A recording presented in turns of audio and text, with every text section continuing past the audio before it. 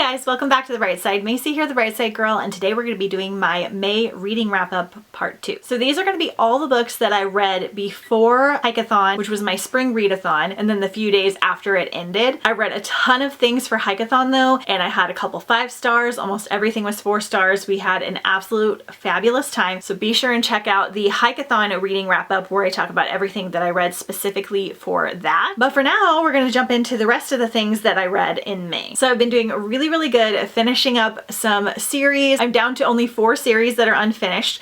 I want to keep this number under 5 by the end of the year so that I only have like 5 series that I haven't finished rolling over, but I plan on starting some new ones, so I'm continuing to kind of chip away at the current ones I have. So a lot of these are ones that I needed to finish or kind of get to. So we are going to go in order from least favorite to favorite. So the first one was kind of a series finish buddy read situation. So I am a huge Kiera Cass fan. I absolutely love the selection. I credit it to getting me back into reading and booktube and my love of young adult books. I read it when I was like 29, a full adult. I just love adventurous, fun plots, and so I mostly read YA, and her books are just that. They're just fun and romantic. I like her book, The Siren. It's one of the books I recommend for Mermaid Marathon. A few years ago, I think during 2020, when she announced that she was coming out with something new, and it had been like 5 or 6 years. This was actually my most anticipated book of the year. And then I read it with a friend who also loves the selection and Kiera and my sister, and we were both like,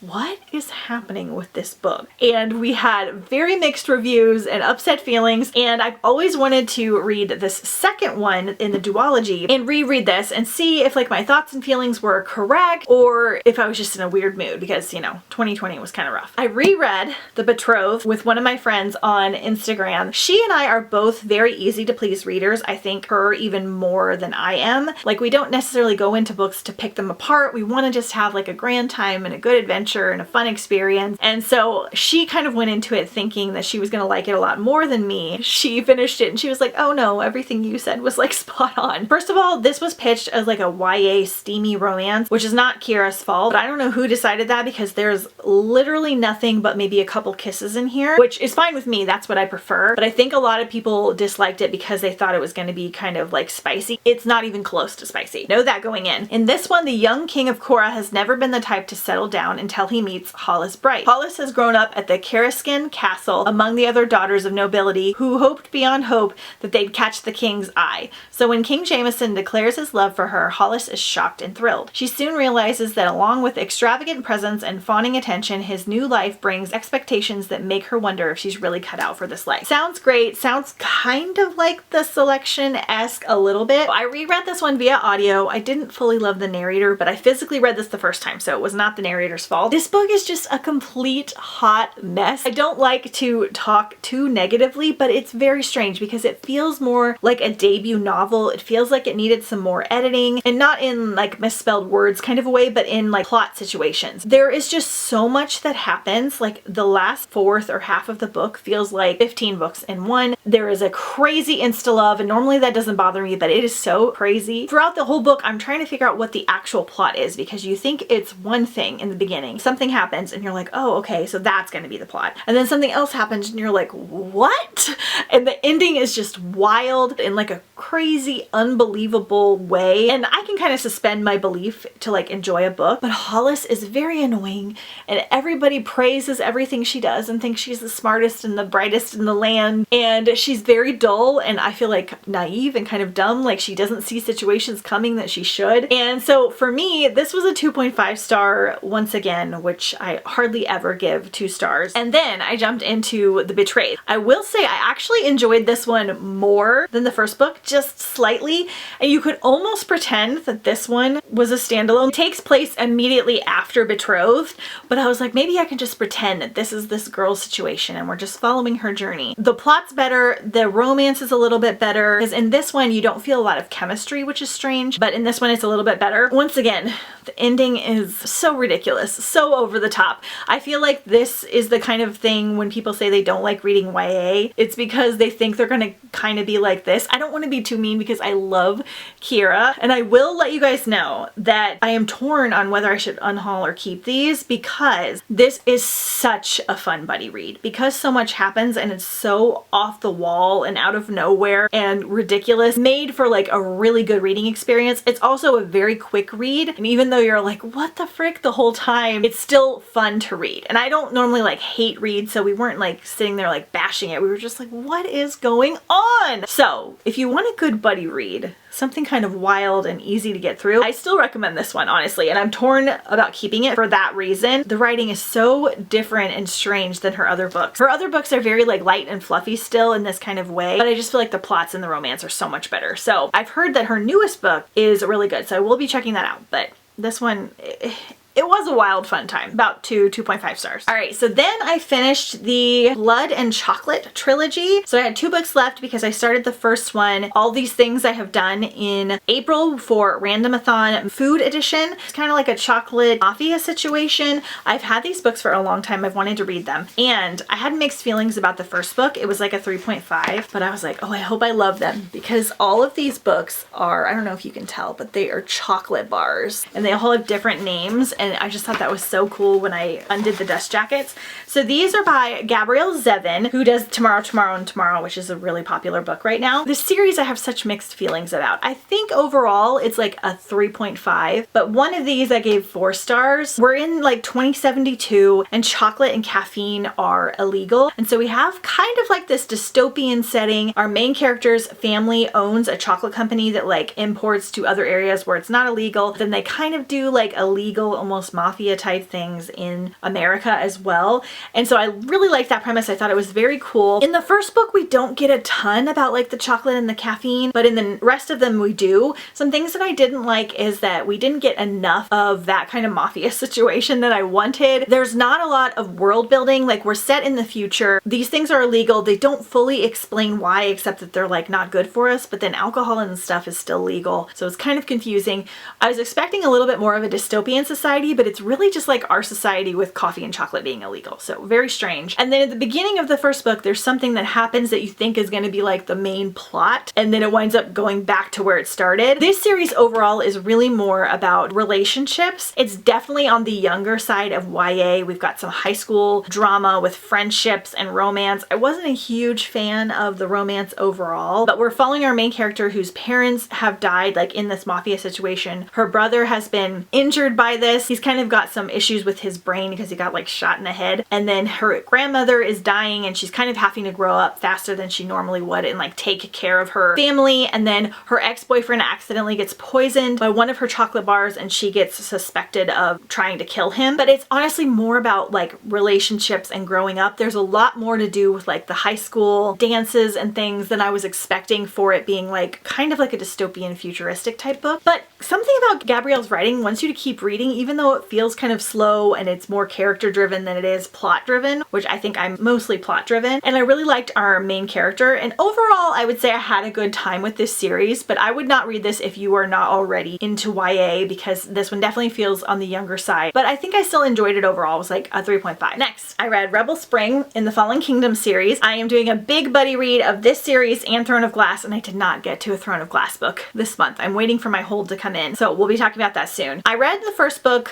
I think 2 months ago, and this is a high fantasy young adult series that is said to be kind of like a YA Game of Thrones. I kind of agree with that. I don't want to go too in depth into the world because I already did in the other video, but basically we're in this high fantasy world. We've got elemental magic, we've got a cast of characters that we're following and people kind of trying to take over thrones and different things. In the first book, it was like a 3.75, like it was written well, but almost all the characters are so unlikable that I didn't have many people to root for, and it took me a while to get into the world. I really liked the second book more, and I don't know if it's just because I was used to the world and the characters and I didn't have to kind of solve everything in my brain, but I did enjoy this one more, and I will be continuing on with the next one in the series probably in June. This one was like a 4-star read for me. We've got some brutal takes in here, we've got some interesting situations. It's definitely got a darker side, but nothing too intense. It's definitely still young adult, and there's a little bit of romance, but it's mostly focused on kind of like the politics of this fantasy world and the elemental magic. So this one was a 4-star, and I am really liking the narrator for this one like so much. Then we read Empress by S.J. Kincaid. So this is the second in a sci-fi trilogy. I'm reading the last one for June. The first one being The Diabolic, which I started for Galaxyathon, and I so enjoyed it. So we're set in this futuristic world. I believe it's set on different planets, and we have these Diabolics, which are like advanced AI robots that are also kind of like bodyguards for like the wealthy, and they become illegal, but this one family decides to kind of pawn their Diabolic off as a person, and they actually start to use their Diabolic to act as the person that she is protecting, because she gets summoned to like this royal galactic court, and they think some nefarious things might be happening. So they make their Diabolic seem like she is the person that's supposed to go, who's kind of like, she's not like a princess, but she's kind of like in a nobility type category. And when the Diabolic goes, she uncovers a lot about the politics and nefarious things that are happening. Our Diabolic is AI like humanoid robot type creature, so she is very kind of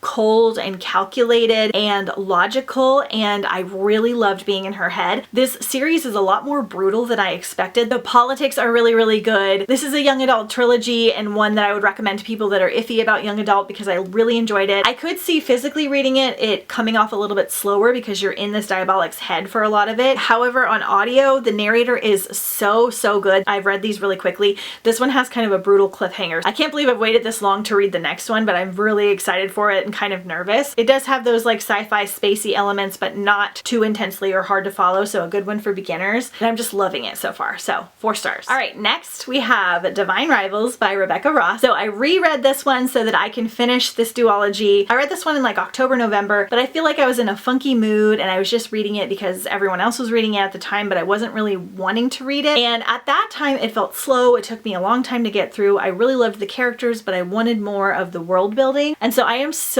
glad that I decided to reread this one because I loved it so much more the second time around. First of all, the narrators are amazing. They're so good. So in this one, we're set in like this fantasy World War II type world, but there is a war among 2 gods, getting kind of fables and things about these gods throughout the story. And we're following Iris, and she works for this newspaper, and she has this rival Rowan, and they kind of compete for positions in this newspaper, and they're writing about the war and different things. Her brother is kind of forced to go off into this war with the god, and when she starts writing him letters, Rowan accidentally gets them instead of her brother, and they kind of form this magical connection, almost like a You've Got Mail situation, where she starts writing this person and she doesn't know that it's not her brother for a little bit, and then she doesn't know that it's Rowan, and they're kind of writing back and forth in this magical way. They have these like magical mystical typewriters. It's really cool because it's in this fantasy setting with these kind of World War II vibes. I really enjoyed this. It was like a 4.5, almost a 5-star, and it might be a 5-star in the future because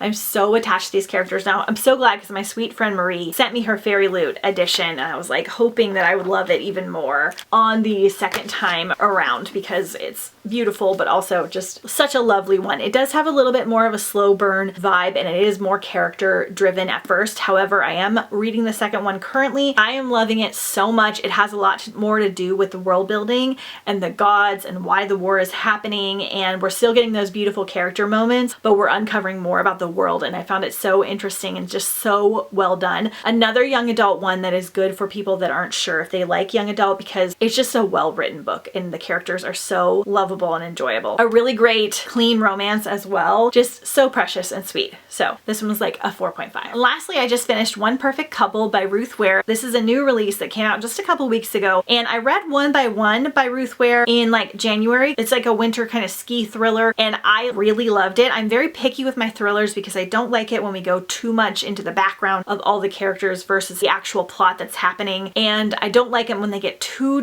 dark, or if like all the characters are unlikable because you have to suspect them to be a murderer. I need somebody to root for, and Ruth Ware so far is doing excellent. So One by One was like 4 stars for me. Her audio narrators are so good. This one in particular was phenomenal. This is a 14-hour audio, and I did it in like 2.5 days because it was so good. Buddy read this one with a friend. I absolutely love the premise. So we're following our main character. I believe she's like a scientist, like researcher, very high up in her field, and her boyfriend is an actor. He's like 10 years younger than her. He's very goofy and silly, and he decides that he wants to do this reality TV show called One Perfect Couple, where they take real life couples and they put them in these different situations on this island in the middle of nowhere, and he signs her up as well. They really want her to join because she's more of a normal person and it's harder to find behind that because a lot of the other couples have like influencers or YouTube stars. And so she goes to this island, survival situations start to happen. First of all, the first part of this book with all the cast of characters and the reality TV setting, it is just so fun and humorous. And I loved Nico, her boyfriend. He's really hilarious. And then it gets like very dark and thrillery and fast paced as they're like trying to survive on this island because of certain situations. It does have some trigger warnings in this book. This is an adult read. We do have some like domestic abuse situations. It's very mild, and I feel like she would get off the topic just before I was like, ooh, it's a little too dark. So I just want everybody to know that going in, because the first part of this book is really fun, but then it gets kind of dark and then it just gets really good. The way everything like wraps up, the way certain friendships form, the way that she does the ending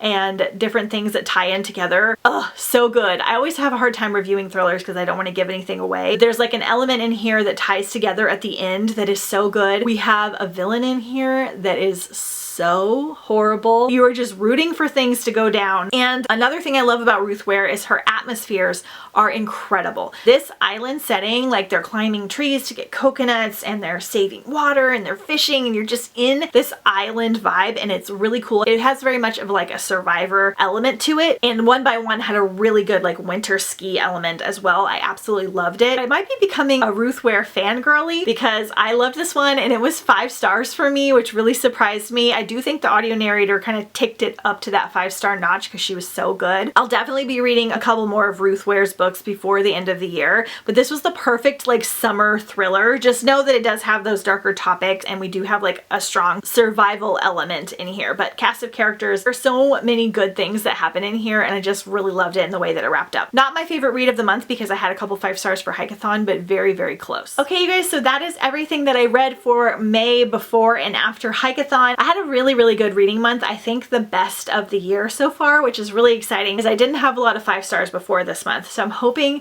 to continue this on with June. Let me know if you plan on reading any of these down below in the comments or if you have already. Don't forget to follow me on Instagram at The Bright Side Girl, and I'll see you guys next time on The Bright Side.